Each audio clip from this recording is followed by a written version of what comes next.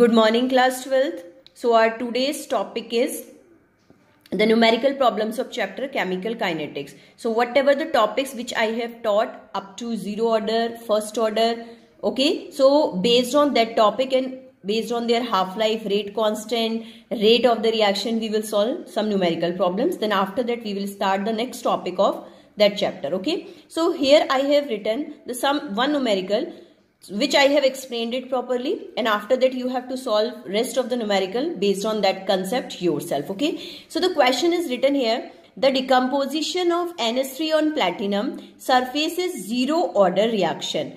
What are the rates of production of N2 and H2 if the value of K is 2.5 into 10 raised to the power 4 mole per liter second inverse? So what is the K here? The value of K is given. K is here rate constant, okay. And the equation which is given in this question, that value is 2NH3 that is decomposing into N2 plus 3H2, okay. So how the rate is to be find out? First of all, we have to focus on it. So rate is equals to -half in terms of ammonia. Here ammonia is the product, so this is the rate of disappearance. So the negative sign will be used here, and the numbers that number will move in denominator. So half d NH3 upon dt, and why we are using there d? This is for the instant rate of reaction, okay. For a small time gap we always use d. Here I have reminded you once again.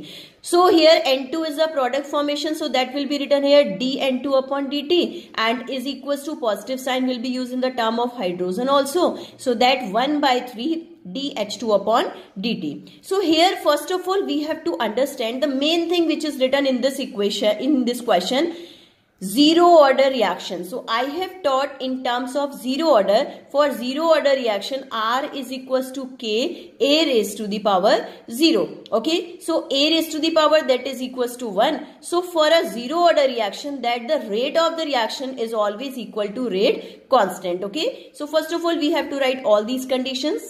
Here I have written once again -1/2 dNH3 upon dt equal to dN2 upon dt is equals to 1/3 dH2 upon dt is equal to 2.5 10 raised to the power -4, because these all are the rates of these reactions and that value is equals to K. So I have indicated equal to K. Now in this question, the simplest form is to be here N2. So that is to be considered as to equal of this value, okay. But here we are having some numerical terms, okay. Numerical values are there. So rate of production of N2 will be equal to this. That's why I have written there 2.5 into 10 raised to the power -4. Now they are asking in this question rate of production of H2. So the rate of production of H2, that will be equal to 1/3 dH2 upon dt, but that value is also equal to K. You know that rate is always equal to K. So that's why I have written there 1/3 dH2 upon dt is equals to K. In place of K, that you have to put that value, but that 1/3 3 goes into the multiple, and the value that becomes 7.5 into 10 raised to the power -4 mole liter inverse second inverse. I have noted in your homework, students, you are not writing units in terms of answer, so it is compulsory to write the unit, okay. Whenever you will not write the unit, then half marks will be deducted from the answer, okay. So I hope you all have got it how to solve this question, okay. Let's come on the next numerical next thing.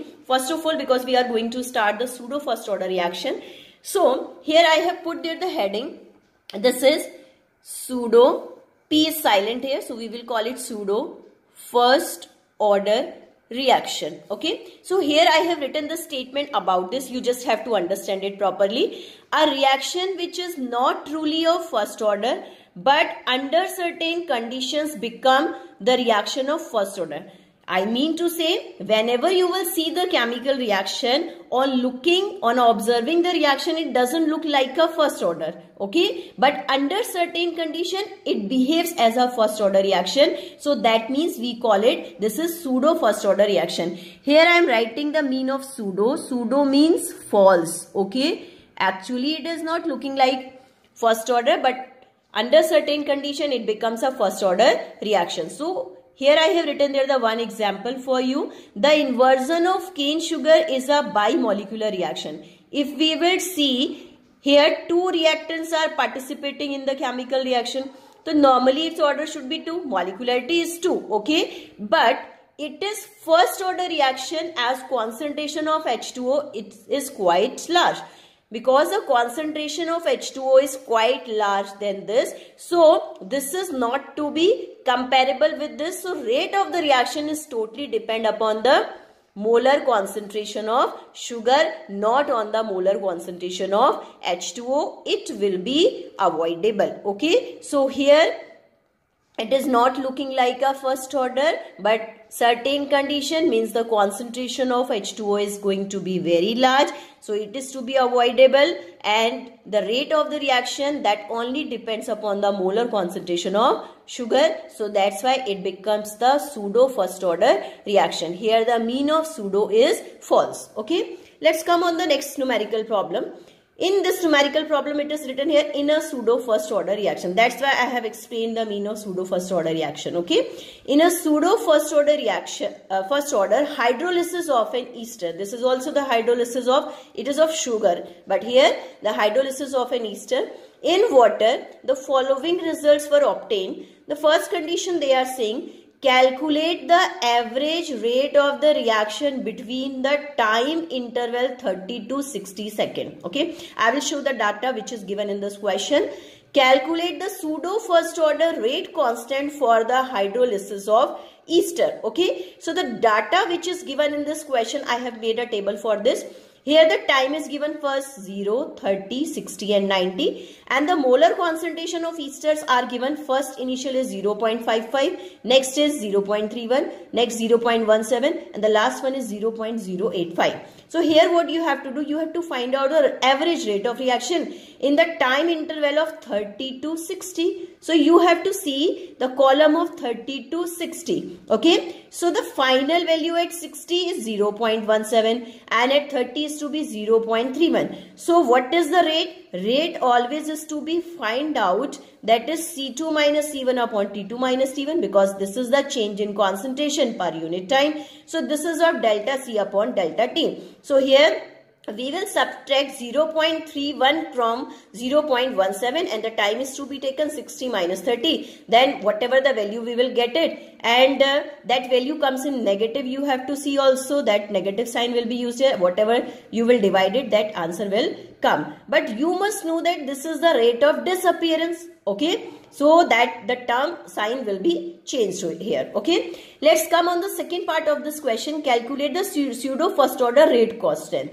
Here the question is arising, you have to find out the value of K. But here three experimental terms are there. This is the initial concentration, first, second and third experiment is there. So you will have to find out three values of K, K1, K2 and K3. So first of all you have to take this, you have to compare first and second. Now the first and third, and the last case is to be first and first with the first one, first with the second one and first with the third one.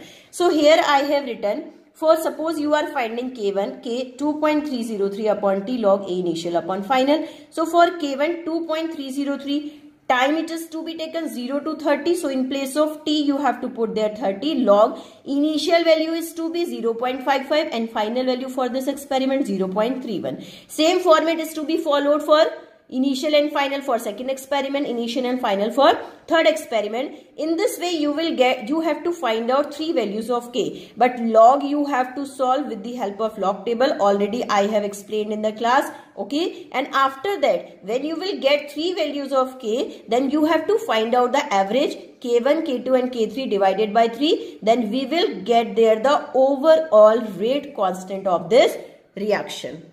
Okay.